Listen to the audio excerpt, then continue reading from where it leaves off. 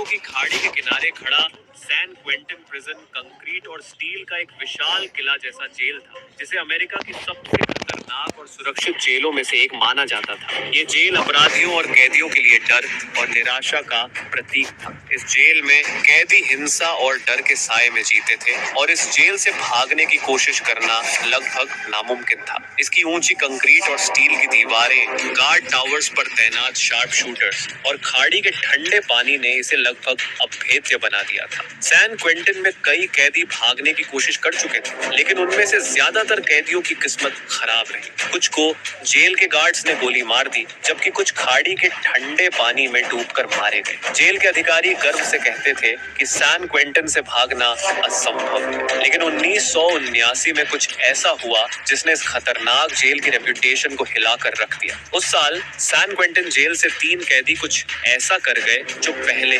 कभी नहीं हुआ था। वो इस किले से सक्सेसफुली भाग निकले। इस भागने की योजना इतनी साहसिक और जटिल थी कि ये अमेरिकी इतिहास की सबसे फेमस जेल ब्रेक कहानियों में से एक बन गई।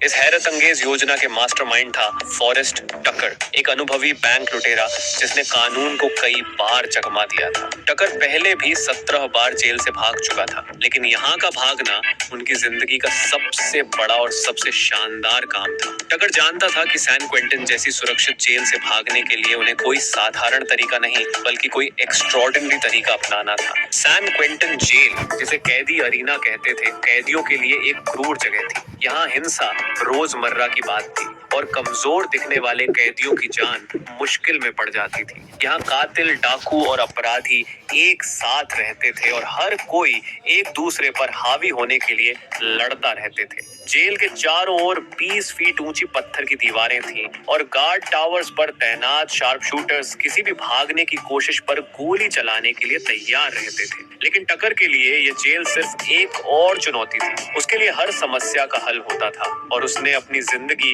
इसी सिद्धांत पर बिताई थी। टकर ने हमेशा ताकत से नहीं बल्कि दिमाग से काम लेता था। जब उसे 10 साल की सजा सुनाई गई तो उसने उसी समय से जेल से भागने की योजना बनानी शुरू कर दी। टकर ने ध्यान दिया कि जेल के अंदर कैदियों को काम करने के लिए प्रिजन इंडस्ट्रीज वर्कशॉप में भेजा जाता था। ये जगह जेल के मेन बिल्डिंग से बाहर थी और वहाँ सुरक्षा उतनी सख्त नहीं थी। टकर को तुरंत एक अवसर दिखाई दिया। अगर वो इस वर्कशॉप में काम पा ले तो उसे मुख्य जेल से बाहर जाने और आने का मौका मिलेगा, जिससे उसकी भागने की योजना को अमल में लाने का रास्ता साफ हो सकता था। हालांकि ये आसान नहीं था। टकर बैंक लूट के आरोप में बंद था और ऐसे कैदियों को ज्यादा आजादी नहीं दी जाती थी। लेकिन टकर ने यह दिखाने की कोशिश की कि वो सिर्फ एक बेबस बूढ़े कैदी हैं जो किसी को नुकसान नहीं पहुंचा सकता। धीरे धीरे उसकी चालाकी काम कर गई और उसे वर्कशॉप में काम करने का मौका मिल गया। अब टकर के पास दिन में जेल के मेन बिल्डिंग से बाहर निकलने का रास्ता था, लेकिन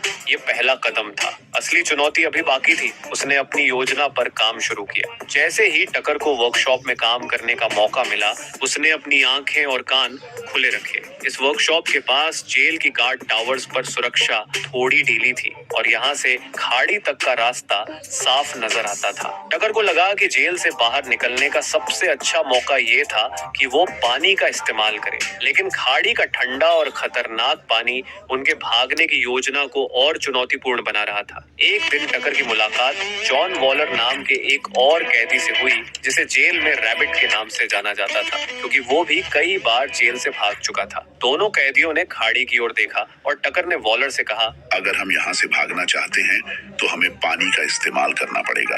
ये विचार पागलपन भरा था, लेकिन टकर को लगा कि ये काम हो सकता है। वॉलर और टकर ने कई अजीब और जोखिम भरे विचारों पर चर्चा की, लेकिन एक बात साफ थी, अगर वो भागने का सपना देख रहे थे तो उन्हें कोई असाधारण योजना बनानी होगी। टकर ने कहा, एक बोट बनाएंगे।